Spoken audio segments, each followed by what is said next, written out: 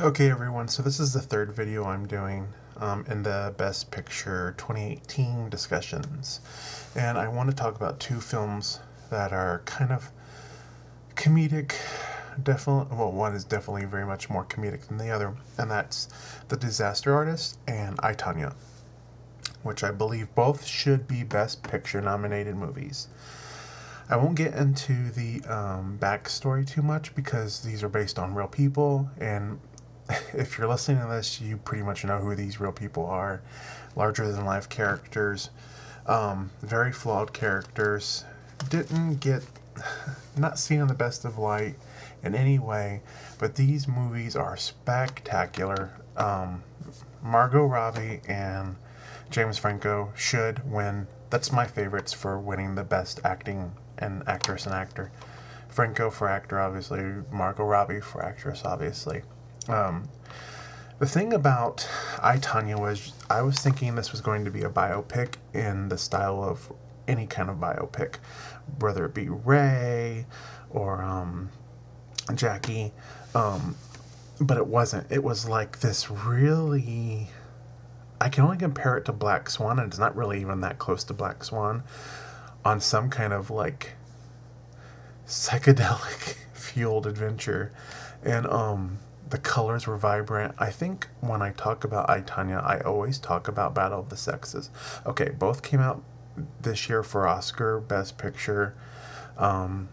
Availability, they for the race. Best Battle of the Sexes I wanted to love more than anything because I love Billie Jean King.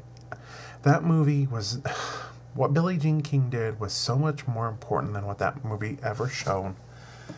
Everything was on the line, and it didn't go there. It did not put, what's that word when it's like, the urgency of how important the Battle of the Sexes was for Title IX, for equal rights, for the ERA. We don't really have an ERA, but Equal Rights Amendment, but for women to get equal prize money.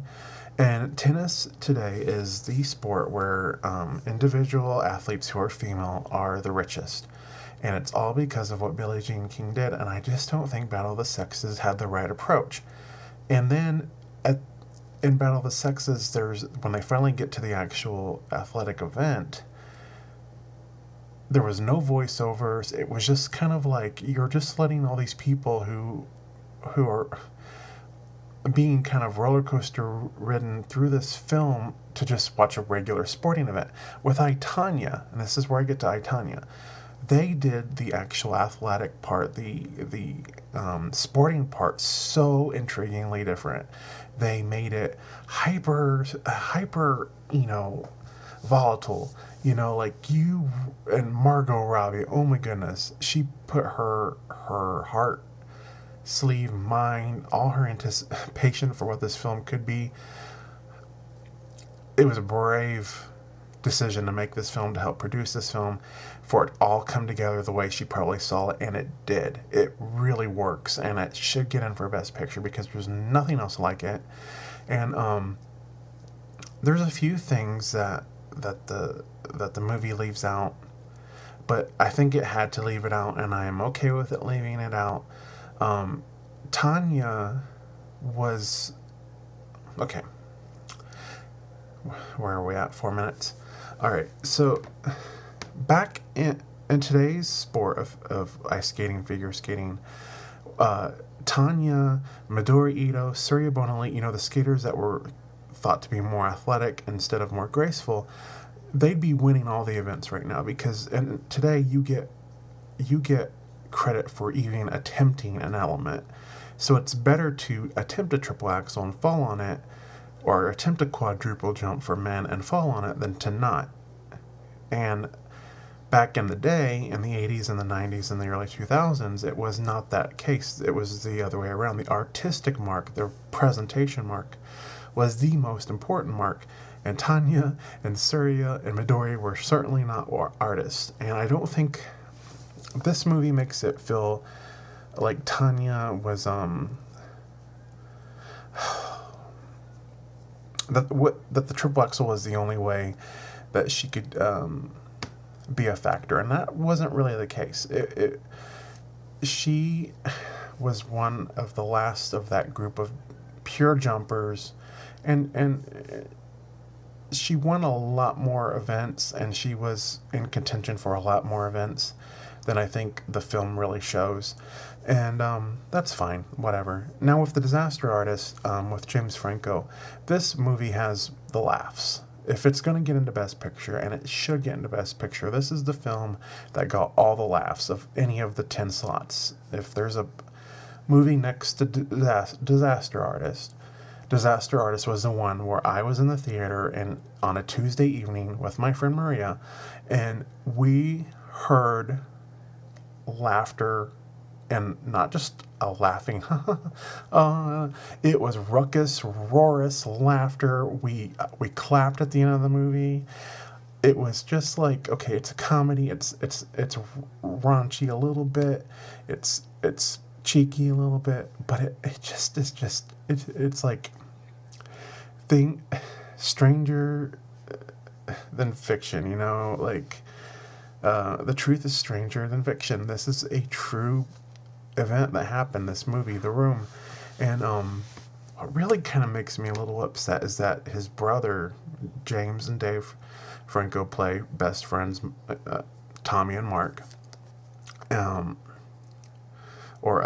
Sestero, I'm sorry. So Tommy Wiseau and Greg Sestero, who played, was it Johnny and Mark? Okay, I don't know why I've had like 3 Coca-Colas to like wake myself up for this onslaught of videos that I wanted to put on YouTube. But I know to be the Oscar winner, you have to be a serious film with a really interesting and articulate message, and well filmed, well shot, well blocked, music, score, sound, tech, visuals, everything has to be on. And Tonya has more of that. It'll probably get in some tech and some costume and some makeup, but The Disaster Artist had a lot of heart, and it's just a shame that these 2 comedy films probably are not going to be seen as worthy as something like Lady Bird and 3 Billboards. Now, I haven't seen The Darkest Hour. I don't think that wins Best Picture, but it certainly, I think it has a chance. I haven't seen The Shape of Water or The Post either, and those 2 certainly have what it takes to get over the finish line for Best Picture. 3 Billboards is the film that everyone is saying is going to be the winner. I think you got to be very careful not to discredit Get Out, because I think the rebel voters are all for that movie. But I did not like 3 Billboards. I understand it has an audience. I am part of that audience. I am definitely one of the Coen brothers, Tarantino, Crazy Heart kind of, that grittiness, that gritty comedy. It's dark, but it's much more dramatic. So it's like a dramedy. But I couldn't connect with it. I didn't really think it had Oscar moments. I didn't think the visuals were particularly that interesting. I understand that anytime Frances McDormand is in anything, she doesn't campaign, and I love that about her. She is just real and true. But Margot Robbie, man, I hope she can win some stuff this season, whether it be I think she's in everything. I think she's at Golden Globes and SAG, Critics' Choice. I don't think she got in for I think she might have gotten in for the Independent Spirit. I love the Independent Spirit Awards. They are my second favorite to the Oscar. I think they're also equally as credible as the Oscars, even though it's mostly independent films. Lady Bird was hard for me to connect with the first time I watched it. Going into it, I heard, this is really a film for those who've been to Sacramento and understand Sacramento and that whole vibe. And, I could think of so many coming-of-age movies that I loved more, like Perks of Being a Wallflower, or Dare, or any of the Shailene Woodley movies that she was in, White Bird in a Blizzard. There's a couple, two more that you could put the Descendants in there, but there were two other ones I can't remember the title. This one, I came to it thinking more along the lines of Juno, and I think this will be a great movie that families can actually watch together. At first, I thought Laurie Metcalf's character was a little too hard to put into her act, what that film required of her, and she's getting a lot of supporting actress win. Like, people think she's going to win it. I think it should be Allison Janney. I understand that's an evil character. Let's talk about Allison Janney. I'm at 10 minutes 40 seconds. So Allison Janney, if you think about all the things that makes I, Tonya successful, let's put it into 4 quadrants: northeast, northwest, southeast, southwest. I think Sebastian Stan takes up one quad, Margot Robbie the other. I think all the other supporting characters and all the visuals and everything take up the other quadrant, and then you have Allison Janney, who, without her, this movie would not have half of the credibility that it does. I think her performance, as evil as it was everything you needed to make it go there, like to take it to that trippy place that's also artistic, because trippy thing is going to be very, very artistic. Let's not forget like Andy Warhol, or Basquiat. I mean, they, not everyone's going to put their stuff on their wall, but you can't discredit them as being artists. And Allison Janney, to me, I think wins Best Supporting Actress. That was a performance. And you have to say, okay, Allison Janney is one of the most likable people in the world. And for her to give a performance where she's one of the most hated people in the world, you have to honor that. You have to give it recognition and reward it. So I hope she wins something. I think she's nominated at everything. So it's between her and Laurie Metcalf. I come to understand why Laurie Metcalf's character, like, I didn't see it the second time. I understood what it was, and it was a loving performance. It was just a woman who is stressed beyond belief. She has so much going on. She's putting out so many fires.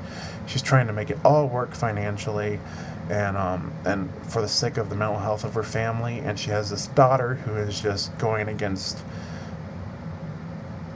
I don't know. Now I'm loving Lady Bird, because I feel like maybe the issue that character had with her daughter was that she wanted everything that her daughter was going to get. And she has to come off of a lot of stuff that's important to her, which is financial stability. And, she works all these hours, double shifts. And, man, it's going to be a close battle, I think, between those two mothers, between Allison Janney's character and Laurie Metcalf's character. But I think Allison Janney should get it. I think it took more energy. I think it took more artistry. I think it took more of being in that space, being that character. And I just hope that the Disaster Artist, and like I said, I talked about Dave Franco. Why did he not get into supporting category? That's the weakest category at the Oscars. I mean, they could have 2 nominations in supporting actor for Billboards, or they could get it for Call Me By Your Name, Stolberg and Armie Hammer, or they could give it to Rockwell and Woody Harrelson. But I think you're wasting, because if you do that, you're splitting the votes, one, and then you're not. Greg Sestero, portrayed by Dave Franco, was at the level of those performances for me. But it's a comedy, and that hurts it, and that's really what this is all about. So maybe maybe we can talk about the supporting actor category in another video. But as you see, I meander. So thank you all for watching this. What's your opinion? Should I, Tonya and Disaster Artist get in for Best Picture? There's 10 spots. You might as well fill them. Usually they only give out 6 to 8, but And let's get I, Tonya and Disaster Artist in momentum. Please, critics, come on now. You know these movies are good, and they're very well liked by audiences. And it's not just, fart jokes and all that. I, Tonya is gruesome. At some points, it's squeamish. It's this wild ride. And the same can be said for Disaster Artist in a different way. So, please, do you agree with me that they should be nominated for Best Picture? I hope you do. Thank you so much.